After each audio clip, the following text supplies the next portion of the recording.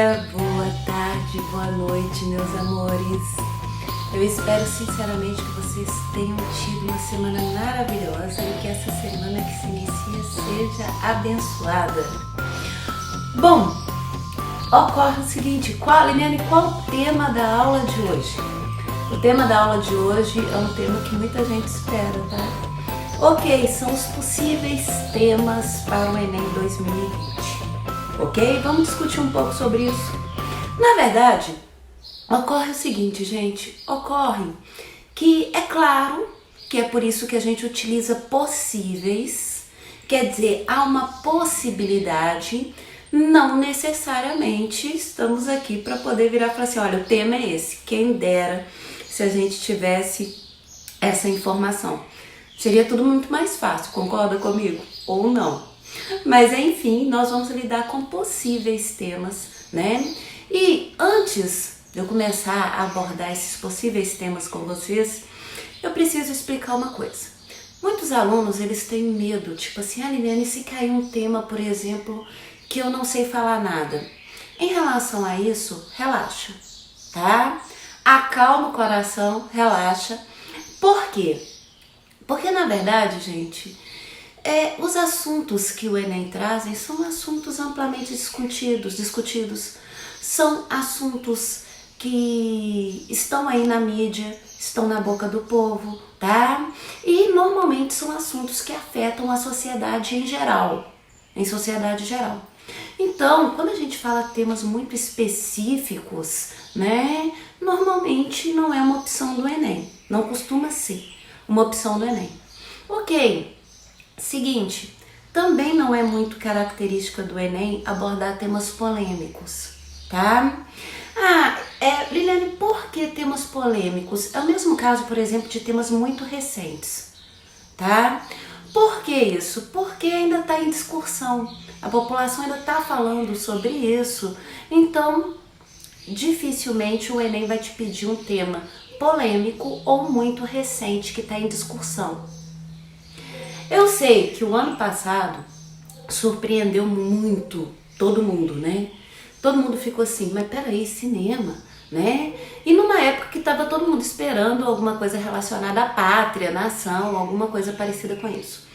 Mas se você for analisar, tá?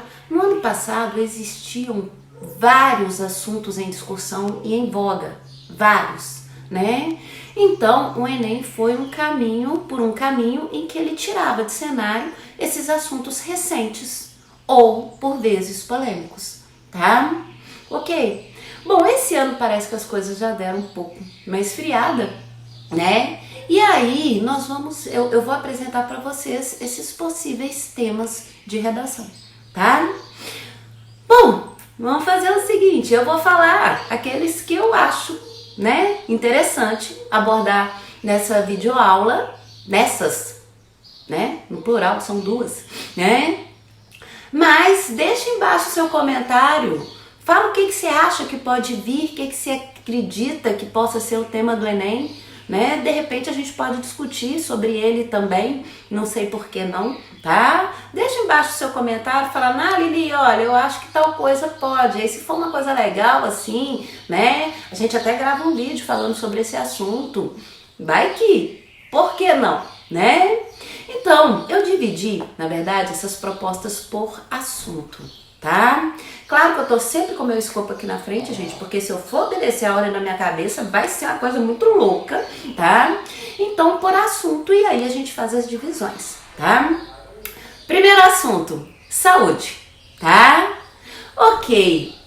Gente, sobre a saúde, nós temos 2 pontos. Eu vou trabalhar 2 pontos com vocês, tá? Mas eu vou começar com o primeiro, que está muito em voga e basicamente muitos professores estão abordando, que é a questão da saúde mental. Inclusive eu dei uma proposta para vocês sobre essa questão da saúde mental. Ele está no topo das listas, digamos assim, né, de vários sites, de vários professores, essa questão da saúde mental. Bom, sobre a saúde mental, tá? Primeiro, uma possibilidade, na verdade, seria o seguinte, os impactos psicológicos do uso das redes sociais pelos jovens. Gente, os jovens de 14 a 24 anos constituem 90% da população que mais usam as redes sociais, certo? Ok. Consequentemente, não tenha dúvida, né? Se nós temos essa totalidade de 90%, né? É claro que é esse público aí que vai ser mais afetado pelas redes sociais. O que a gente percebe? A gente percebe que nas redes sociais todo mundo é feliz, né? Todo mundo é perfeito, todo mundo é feliz. É muito comum postar fotos, né? Mostrando talvez, eu não vou falar nem que não é realidade, porque naquele momento talvez seja. Mas é naquele momento, né? Nem a vida das pessoas não é uma maravilha o tempo todo, vamos pôr assim. Mas normalmente foto feliz, né? Foto, olha como eu estou bem, olha como eu estou linda, né? Olha que maravilha, aquela coisa toda. E isso pode ter um lado negativo. E o lado negativo é o seguinte: pode gerar nesses jovens, digamos assim, frustração, principalmente em época de pandemia, tá? Pode gerar ansiedade, consequentemente, depressão. Então, é um assunto que é muito atual, extremamente atual e realmente, se você for analisar, né, impacta na sociedade como um todo, né? Então, dentro do assunto saúde, uma vertente seria essa, tá? Segunda vertente, tá? A preservação da saúde mental no mundo globalizado. Também já trabalhamos esse tema. Gente, o que percebemos? Infelizmente, percebemos um aumento significativo no número de suicídios. Isso é fato, tá? E aí, nós precisamos pensar, né, nas políticas públicas. Quais são essas políticas públicas? Qual o papel que elas desempenham na sociedade para combater, né, doenças que estão assolando, por exemplo, a bipolaridade, criando a bipolaridade, a depressão, tá? As crises de ansiedade, que muitas vezes vão culminar no suicídio, aumentando esse índice aí. E isso é uma preocupação que assola toda uma sociedade, né? Haja vista que nós temos, né, o Setembro Amarelo. E nós passamos pelo Setembro Amarelo, vocês viram, né? E não é só esse ano, no ano passado a mesma coisa, né? Cada ano que passa, nós temos uma intensificação sobre esse tipo de publicidade, né? Esse tipo de publicidade de apoio, né? De valorização à vida, certo? Então, é fácil e necessário a gente pensar sobre a preservação mental. Ok? É claro que tudo isso, gente, que eu tô falando com vocês, potencializa, né? Potencializou nesse ano de 2020 com essa questão da pandemia, né? Então, esse é um possível assunto. Ainda sobre saúde, tá? Automedicação e a cibercondria na sociedade brasileira. Ô, gente, aí é que vem. Vocês sabiam que 70% da população brasileira não tem plano de saúde? É verdade, 70% da população brasileira não tem, tá? Depende do SUS. Mas a gente tem uma situação... Peraí que eu vou fechar a porta porque os cachorros começaram... Eles sabem a hora que eu tô gravando, gente. Eles sabem a hora que eu tô gravando, não tem lógica, eles querem participar. Ocorre o seguinte, então, sobre a automedicação. Gente, não é incomum as pessoas terem um sintoma e buscar na internet os sintomas. E vocês sabem normalmente qual é o resultado da internet, né? É câncer, ou AIDS, ou você vai morrer, né? E aí acaba entrando a questão da automedicação. E a automedicação, ela não se dá só por causa disso, tá? No Brasil também a automedicação é quase cultural. Liliane, como assim é quase cultural? Vou te explicar. Normalmente, né, é um remédio que sobra, E aí esse remédio que sobra, alguém fala que tá com sintoma, você fala, menino, tem um remédio lá em casa, vou te dar esse remédio, você vai ver se vai melhorar, funcionou pra mim, né? Ou se não esse remédio que sobra, tipo, menino, tive a mesma coisa que você, mesma coisa. E aí quando eu tomei esse remédio, resolveu, pode ir lá, vai lá e compra, né? E aí, tem alguns remédios que tem uma compra facilitada, é claro que sim, né? Que são aqueles remédios que não exigem receita, né? Mas também existe a automedicação daqueles que existem porque sobrou do vizinho, do tio, do avô, né? Isso acaba, né, trazendo um problema. Liliane, que problema que isso traz? Isso traz um problema que é o seguinte: a automedicação, tá? Ela pode piorar a doença. Por quê? Porque às vezes o remédio mascara os sintomas, mas não trata da doença. Mas não trata. E aí já vira um problema público. Porque aí já vai envolver o SUS, os médicos, o tratamento, né? E todo o resto. Além do que, muitas pessoas não sabem, por exemplo, que tem remédios que são incompatíveis. Que um remédio, por exemplo, ele pode tirar a eficiência de outro remédio. Porque elas só tomam, elas não têm formação, né? Então elas só tomam, então elas não sabem sobre isso. Então isso é um assunto sim. E detalhe, essa questão da automedicação, tá? É um assunto que ele já aparece nas listas de possíveis temas há um bom tempo. Quando isso ocorre, a gente já fica meio de olho, tá? A gente já fica um pouco mais, digamos assim, com a visão atenta. Por quê? Porque ele não caiu ainda, então é uma possibilidade, tá? Ok? Beleza. Ainda sobre a saúde, vamos lá. É uma vertente de algo que a gente já conversou, tá? Mas efeitos de depressão entre os brasileiros. Vou dar um número alarmante também, tá? Estima-se que aproximadamente 10 milhões de brasileiros, tá, sofrem diariamente com a depressão. 10 milhões. E aí, Liliane, por quais motivos? Os motivos são os mais diversos possíveis, tá? Questão financeira, tá? Inadequação. Quer dizer, são os mais diversos motivos, mas o número é muito alarmante. 10 milhões de brasileiros sofrem de depressão, tá? Consequentemente, a gente não pode negar, é um número muito expressivo, que vai afetar a sociedade novamente, claro que vai, tá? Todos os números, gente, quando são muito expressivos, afetam a sociedade como um todo, então a gente tem que ficar de olho nisso, tá? Ok? Bom, então, sobre a questão da saúde mental, tema saúde, assunto saúde, eu tenho essas 4 sugestões aí, certo? Se você tiver mais alguma, põe embaixo pra gente ficar sabendo, pra gente poder discutir um pouco sobre elas também, tá? Ok?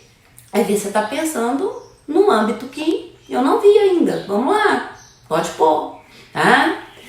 Beleza, qual o próximo assunto? Assunto, gente. Alimentação. Temos que pensar também que a alimentação é um assunto que a maioria sabe falar e que impacta diretamente também na sociedade, certo? Ok?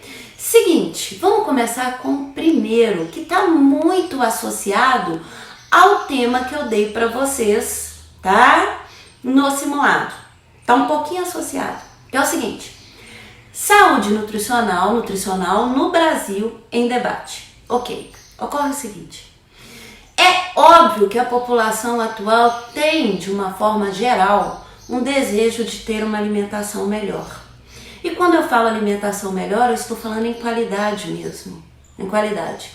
Eu estou falando de produtos orgânicos, eu estou falando de frutas, né, legumes, ou seja, uma alimentação melhor.